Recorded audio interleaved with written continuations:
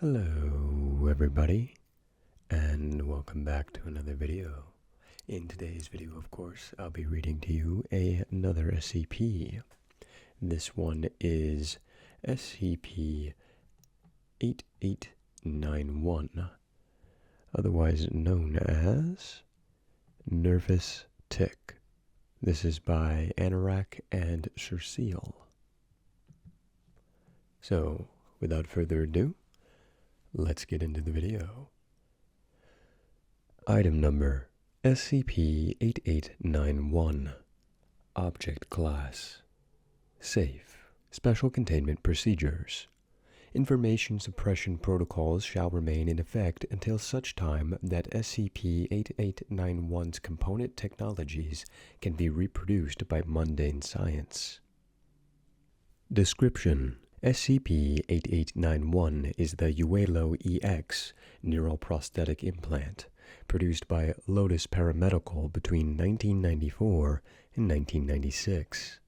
SCP-8891 was designed to treat patients with chronic pain, epilepsy, spinal cord injuries, movement disorders, and select neuropsychiatric conditions. Inert, SCP-8891 is a cone-shaped device measuring 5 mm in height, with a base circumference of 9 mm.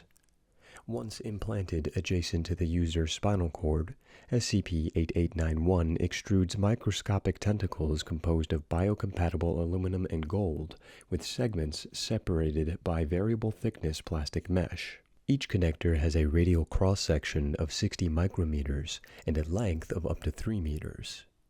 These tendrils attach to the central nervous system and the peripheral nervous system at multiple locations, bypassing damaged tissue and enabling the device to transmit, redirect, and generate electrical impulses for the benefit of the patient. SCP-8891's memristor-based design allows for limited learning capability over a period of controlled use, theoretically enabling the device to self-regulate over long periods without external monitoring. Footnote 1. Memristor: an electronic component with a resistance dependent on the amount of current which has previously flowed through it. During SCP-8891's production, memristors were considered theoretical above the veil. Although SCP-8891 performed extremely well in clinical trials and contributed to desirable patient outcomes within its operational lifespan, the device was discontinued shortly after release.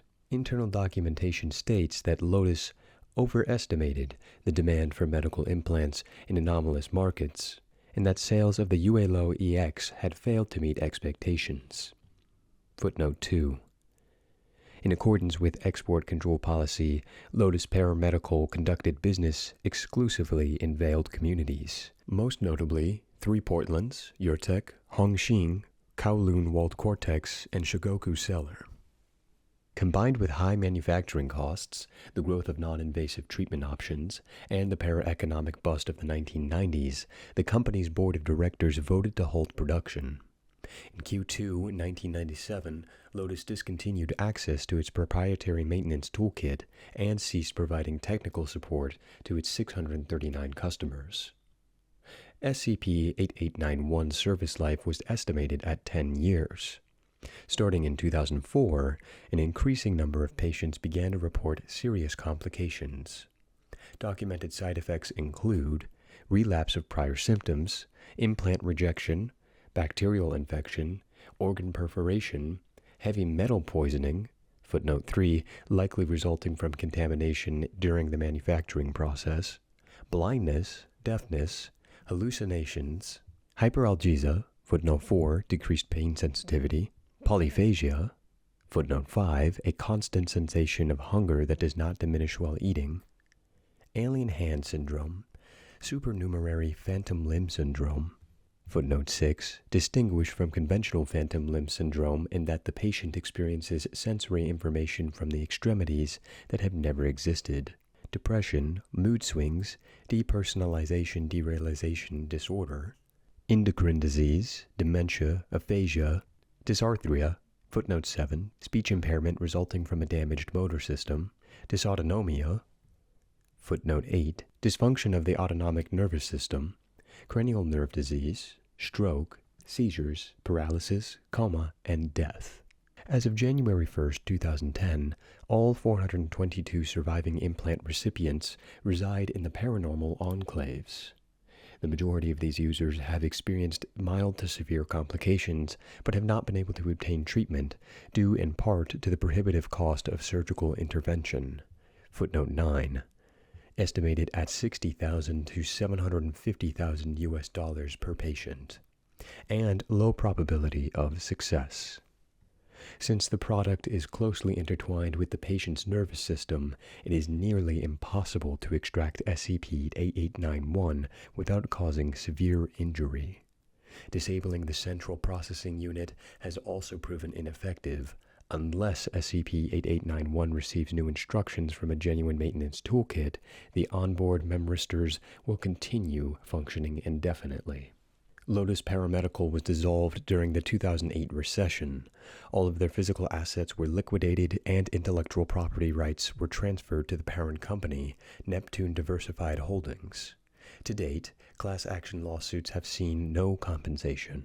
The projected cost of containment via treatment significantly exceeds the SCP Foundation's annual dollar per object (DPO) threshold. As a result, total enclosure of SCP-8891 is considered beyond the organization's operational remit. Addendum 8891-01. Destructive testing demonstrates that the total integration with SCP-8891 can improve the subject's reaction time, imbue partial resistance to environmental threats, footnote 10, including but not limited to nerve agents, radiation, and incapacitating cognitohazards, and allow the user to withstand physical damage beyond baseline human norms. As self-sustaining enhancement of the central nervous system, it is clear that the UALO EX implant has untapped potential as a research and containment tool. Researchers are confident in their ability to produce a new, refined version of the implant with fewer undesirable side effects. To that end, Project Jiangxi is seeking authorization to buy out the original patents from Neptune Diversified Holdings and open up treatment applications via specialized care providers. Footnote 11. A private medical institution operated by the SCP Foundation. This would allow us to extract training data from existing users and stress test hardware and software updates in the field.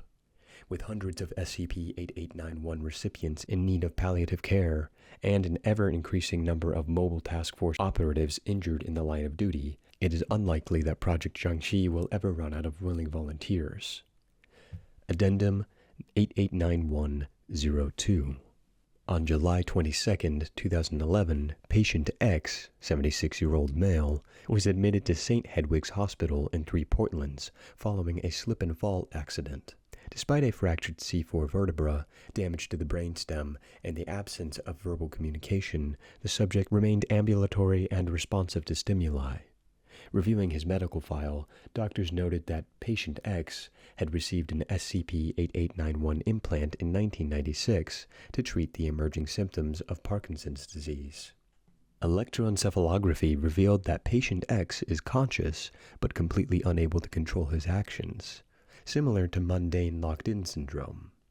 Diagnostic imaging confirmed that SCP-8891 has interfaced directly with the subject's cranial nerves to intercept visual and auditory information.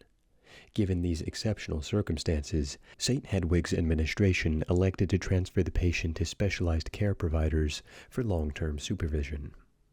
The current hypothesis is that SCP-8891 is acting as a redundant nervous system, utilizing 15 years' worth of training data to simulate human action. As a result, Patient X remains capable of following simple instructions and performing physical tasks. Given the far-reaching implications of this discovery, project researchers have been authorized to probe the limits of SCP-8891's functionality via exploratory surgery. And that's it. Thank you, of course, for tuning in for this video. I hope you enjoyed it. I'm looking forward to making some more here. We'll see if I get caught up again. I'm hoping I don't. I'm trying to pick shorter ones just so I can get the videos out. But I hope you enjoyed. And of course, thank you for humoring my desolate ambitions. And I'll see you in the next video. Bye-bye. And contributed to desirable. Son of a bitch! I haven't been recording this whole time. Bazinga. Footnote 7. Speech impairment resulting from a damaged motor system. Footnote 8. Dysfunction of the autonomic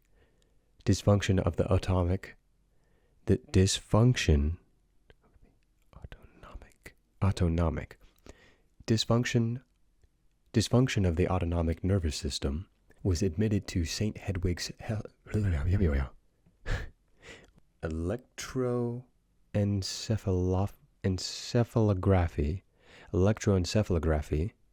electroencephalography.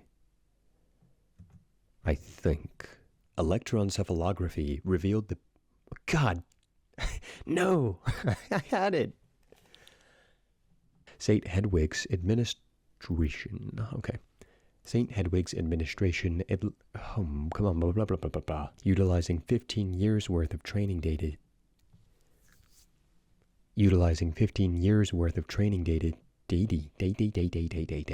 I cannot... What is happening? Utilizing 15 years of... Wow, come on, man.